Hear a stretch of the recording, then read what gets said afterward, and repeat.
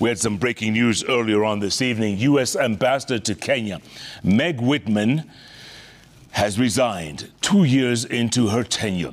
A decision confirmed in a statement where she informed both her team and the U.S. Embassy and outgoing President Joe Biden. Her resignation comes days after Republican Donald Trump was elected U.S. President. Whitman was appointed by Joe Biden, who is a Democrat. Let's get more from our very own Melita Olentengis. In her 2 years as the U.S. ambassador to Kenya, Meg Whitman has cozied up to the government of the day, choosing to adopt a different stance from previous envoys of her country, who, though cordial with government, were critical when needed. In her resignation statement, Whitman pointed out that she serves at the request of the U.S. president, a subtle acknowledgement of the changes in her country. Republican Donald Trump trounced the Democratic Party's presidential candidate, Vice President Kamala Harris. Whitman says, and I quote, "Like all U.S. ambassadors, I serve at the request of the president. The American people have spoken, and a new president will be inaugurated in January. I wish him and his new team success." The American business mogul turned envoy, highlighting key achievements during her tenure as U.S. ambassador to Kenya, from delivering emergency funding to tackle the devastating floods in 2023, to contributing to the ongoing battle against malaria, HIV and Mpox. Whitman emphasized that the U.S. government remains committed to Kenya's health and well-being.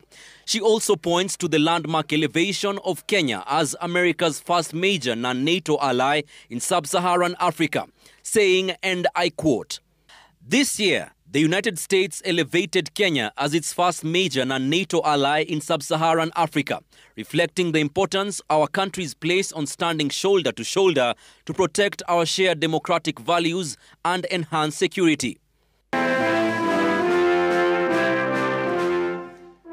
However, her tenure as U.S. ambassador to Kenya was not without its controversies. Her statement calling Kenya's 2022 elections as free and fair sparked a backlash from then-opposition leader Raila Odinga, who took issue with her assessment. Tell the rogue ambassador, Kenya is not United States. Kenya is not a colony of United States. Keep your mouth shut. It would be very ungrateful for us to vilify the people who are creating opportunities for us. We have 200 billion investment from the American government. Tensions between Whitman and Odinga eventually eased after Odinga and President William Ruto found common ground, aligning their political interests. However, the U.S. envoy has of late come under attack on social media, especially after the Gen Z protests, with a section of Kenyans criticizing her cozy ties with the Kenya Kwanza administration, especially in the wake of abductions and disappearances of youth who participated. The rights violations have been blamed on the President William Ruto-led administration. Whitman's political journey has been anything but straightforward. A former Republican, she ran as the party's nominee for California governor in 2010, but lost. Yet, in recent years, she shifted her support to Democratic candidates, backing Hillary Clinton in 2016 and Joe Biden in 2020. Her substantial contributions to Biden's campaign paved the way for her diplomatic appointment in 2022, signaling a departure from her Republican roots. The return of Donald Trump to the White House may have proved a challenge to her position as the ambassador.